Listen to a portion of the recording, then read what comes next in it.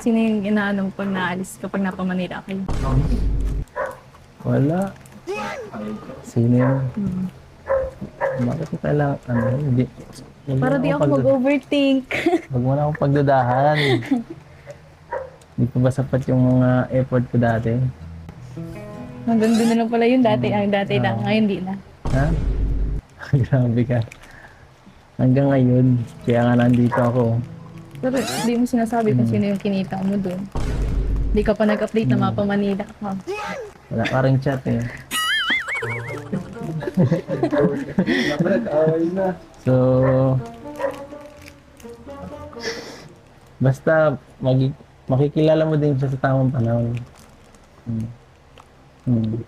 Oo nga. Sige.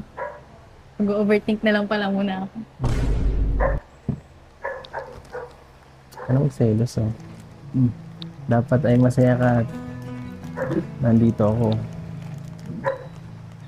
Dapat i-celebrate na lang natin yung Mansari. Kahit medyo late. Yun na lang siguro. Baguhin na natin yung usapan. Oh, kamusta ka dito nung ano? Grabe yung ulan. Okay lang.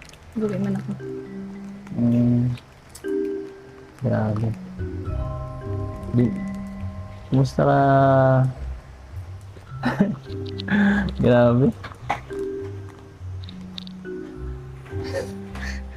Ayaw mo talagang sabihin. Ha? Panoorin mo na lang. Saan? Saan ko panoorin yan? Pag na-upload.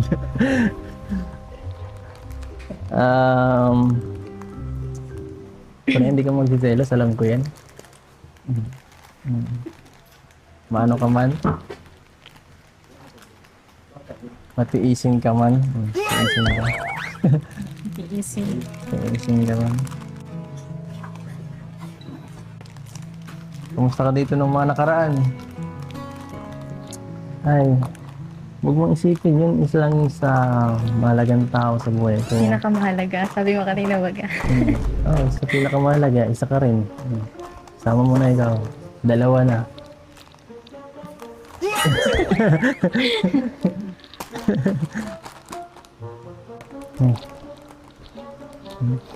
Uy. Kaya selos tayo.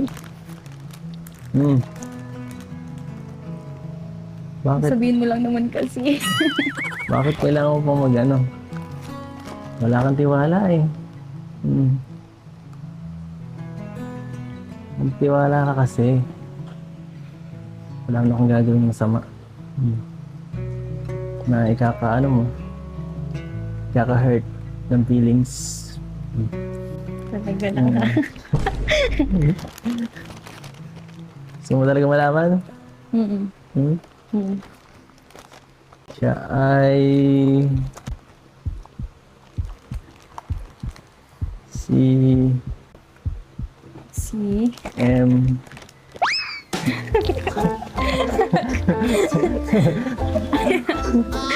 Sino yan si M? Ang bira. Dito lang yun eh. Kapatid ko.